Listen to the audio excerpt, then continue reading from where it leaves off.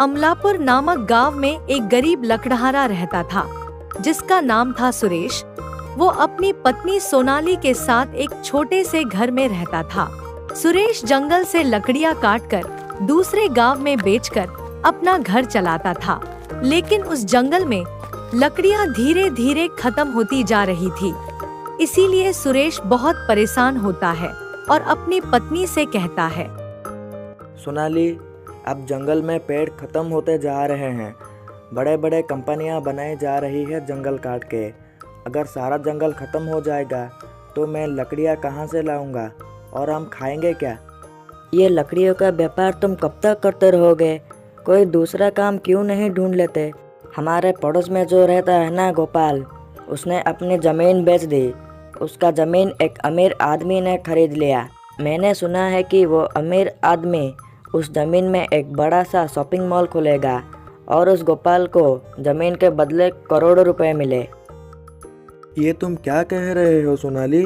मैं दिन भर मेहनत करता हूँ, लेकिन मुझे मात्र 300-400 रुपये ही मिलते हैं और गोपाल को करोड़ों रुपए मिले। वो इतने सारे पैसों का करेगा क्या? मुझे तो डर लग रहा है इतने सारे पैसों का नाम सुन के। उन पैसों से गोपाल एक और अच्छी ज़मीन खरीद लिया और बाकी बचे हुए पैसों से गोपाल ने अपना एक नया कारोबार शुरू कर दिया। अरे वाह, गोपाल का तो भाग्य अच्छा था। ये सोने पे सुहागा हो गया। मैं तो आपसे ये कहता हूँ कि आप भी अपनी ज़मीन बेच दो और खुद का एक अच्छा सा कारोबार शुरू करो। तुम्हारी बात तो सही है, लेकिन सोनाली, मैं ये ज़मीन नहीं बेच सकता, क्योंकि ये ज़मीन मेरे पिताजी के पिताजी का है। इससे मेरे यादें जुड़े हुए हैं। दुनिया को देखो कितना आगे जा रहा है और तुम्हारी सोच अभी भी वैसे के वैसा ही है। हमारे घर की हालत तो देखो, 2 समय का खाना भी ठीक से नहीं मिल रहा है। पूरा दिन काम करने पर भी 200-300 रुपये ही कमा पाते हो और कभी कभी तो इतना भी नहीं कमा पाते। कभी बाहर जाके तो देखो, दुनिया में कितने अमीर अमीर लोग रहते हैं। हाँ, तुम सही कह रहे हो सोनाली। मैं भी अपना ज़मीन बेच दूंगा। मैं कल ही हमारे गांव के सेठ के पास जाऊंगा। हम भी हमारा एक नया कारोबार शुरू करेंगे।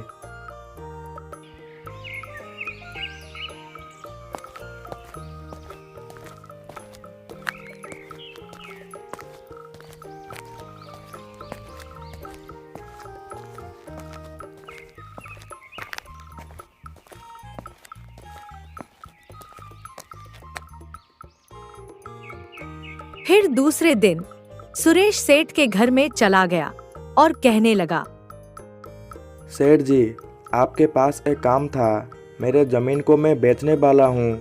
अगर आप खरीद लेंगे तो अच्छी बात है, नचेत आप एक आदमी को देखिए जो मेरा ज़मीन खरीद ले।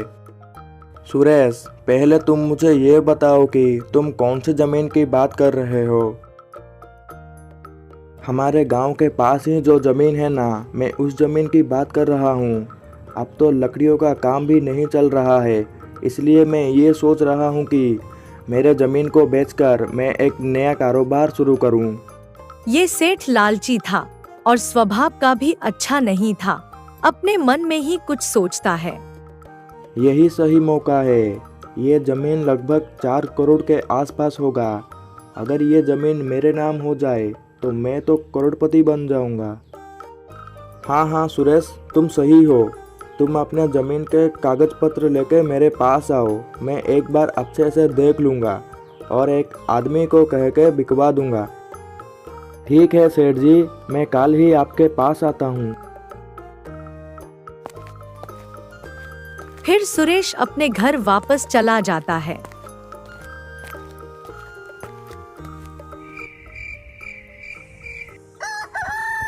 एक दिन बाद सुरेश अपने जमीन के कागज पत्र लेकर सेठ के घर में चला जाता है। ये लो सेठ जी, जमीन के कागज पत्र। मैंने इसे बहुत संभाल के रखा था।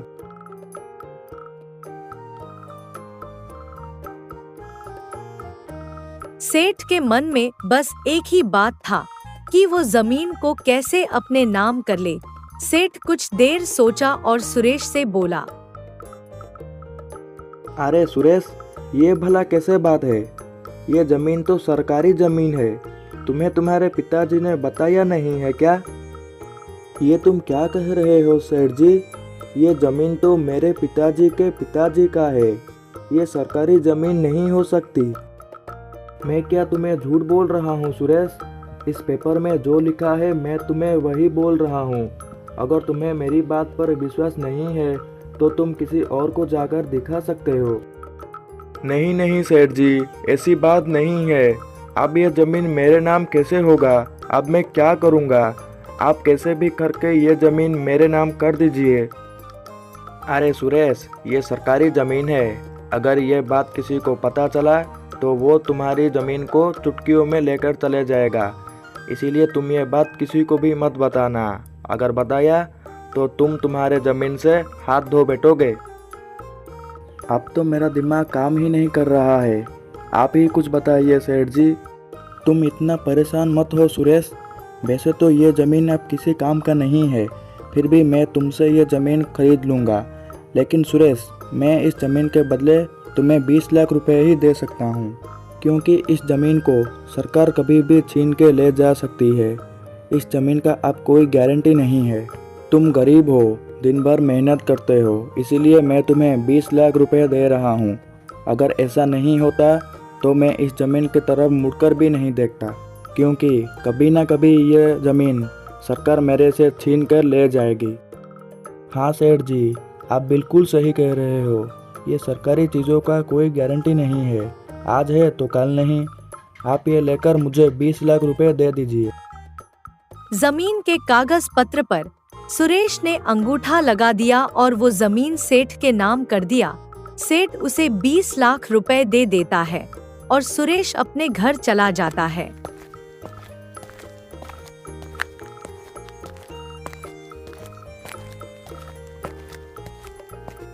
फिर घर आकर अपनी पत्नी को सारी बात बताया।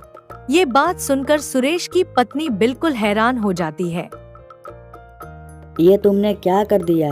हमारी जमीन भी करोड़ों की है और तुमने इसे पानी में यूं बहा दिया। एक बार मुझसे पूछ तो लेते। वो सेठ तुम्हें उल्लू बना दिया और तुम अपनी जमीन को उसके नाम करके आ गए। हे भगवान, अब मैं क्या करूं? हमारे पास तो अब कोई रास्ता भी नहीं है। तुम कोई काम ठीक से क्यों नहीं करते? तुम मुझे सेठ के पास लेकर चलो, मैं उससे बात करूंगी। सुरेश अपनी पत्नी को लेकर सेठ के घर की ओर निकल जाता है और तभी रास्ते में गोपाल मिलता है। अरे सुरेश भाभी, आप दोनों कहाँ जा रहे हो? वो भी इतनी जल्दी में? आपको क्या बताऊं भाई साहब, हमारी तो किस्मत ही फूटी है। मेरे पति अपने ज़मीन बेचने के लिए सेठ के पास गए थे और वो निकम्बा सेठ इन्हें उल्लू बना दिया और इनकी ज़मीन को अपने नाम करवा दिया। अरे सुरेश, ये तो तुम्हारे साथ सेठ ने बिल्कुल भी सही नहीं किया है। तुम्हारी ज़मीन सरकारी कैसे हो सकती है? तुम्हारे दादाजी और मेरे दादाजी मिलकर वो ज़मीनें खरीदे थे और सरकारी ज़मीन के कागज़ पत्र भला हमारे पास कहाँ से आएगा? वो तो सरकार के पास ही रहेगा ना। अगर तुम मुझे कहते तो मैं तुम्हारे लिए वो ज़मीन अच्छे दाम में बिकवा देता। ये तुमने क्या कर दिया सुरेश? अब इनको कहने से क्या फ़ायदा गोपाल? तुम ही बताओ कि वो ज़मीन अब हमारे नाम कैसे हो सकती है? भाभी जी, हम एक काम करते हैं। हम गांव के मुखिया जी के पास चले जाते हैं, वही हमारी मदद कर सकते हैं। तीनों मिलकर मुखिया जी के घर में चले जाते हैं और सारी बात बता देते हैं। मुखिया जी सेठ को बुलाकर कहते हैं, क्यों सेठ, तुमने सुरेश को पागल बनाकर उसके ज़मीन को सरकारी बताकर अपने नाम कर दिया। तुम गरीब लोगों का मजबूरी का फ़ायदा उठाते हो। तुम्हें शर्म नहीं आती है क्या? आप भी ये क्या कह रहे हो सेठ जी? मैंने सुरेश को ज़बरदस्ती थोड़ी ना किया था। वो तो खुद चल के मेरे पास आया था और उस ज़मीन के बदले मैंने उसे 20 लाख रुपया दिया है। अगर आपको मेरी बात का विश्वास नहीं होता तो आप खुद इसको पूछ लीजिए। क्यों सुरेश, सेठ सही कह रहा है क्या? मुखिया जी, मैं सेठ जी के पास इसीलिए गया था कि मेरे ज़मीन बिकवा दे किसी और को, लेकिन सेठ ने मेरी ज़मीन को सरकारी बताकर मुझसे अंगूठा भी ले लिया और मुझे 20 लाख रुपए दे दिया, जबकि मेरी ज़मीन करोड़ों की है। ये क्या सुरेश, तुम इतनी बड़ी बड़ी बात क्यों कर रहे हो? 1 करोड़ में कितने शून्य है ये तुम्हें पता भी है क्या? तुमने अपनी मर्जी से ही सेठ के नाम वो ज़मीन कर दिया। मुझे पता है सेठ एक अच्छा आदमी है, वो ऐसा काम नहीं कर सकता। मुखिया जी, ये आप भी गलत कर रहे हैं। सुरेश पढ़ा लिखा नहीं है, इसीलिए सेठ सुरेश की ज़मीन को हड़प लिया। आप न्याय का काम कीजिए। अब तुम मुझे न्याय करना सिखाओगे? तुम देख रहे हो ना, सेठ ने सुरेश को पूरे 20 लाख रुपए दिए हुए हैं, इसमें गलत की बात कहाँ से आ गई? मुखिया जी, मैं सब कुछ समझ गया हूँ। तुम दोनों मिलकर सुरेश को लूट रहे हो, लेकिन मैं ऐसा होने बिल्कुल भी नहीं दूंगा। तुम दोनों के ऊपर एक केस लगाऊंगा 420 धारा का, जो धोखाधड़ी के लिए लगाया जाता है। अरे बाप रे, ये तो पढ़ा लिखा आदमी है, ये हमारी पोल खोल देगा। अगर मेरे ऊपर केस लग गया तो मेरी मुखिया जी का पद मुझसे छीन लिया जाएगा। अरे गोपाल भाई, ये तुम क्या बोल रहे हो? अगर हमारे गांव के बात कोर्ट कचहरी में जाएगी तो हमारे ही गांव का नाम बदनाम होगा। हम इस समस्या का समाधान यहीं पर ही कर लेते हैं। ओए सेठ, सुरेश एक अनपढ़ आदमी है, इसीलिए इसकी ज़मीन उसे वापस कर दो, नहीं तो तुम्हें पुलिस थाने के अंदर कर दूंगा। फिर सेठ ने सुरेश की जमीन वापस कर दी और सुरेश बहुत खुश हो गया।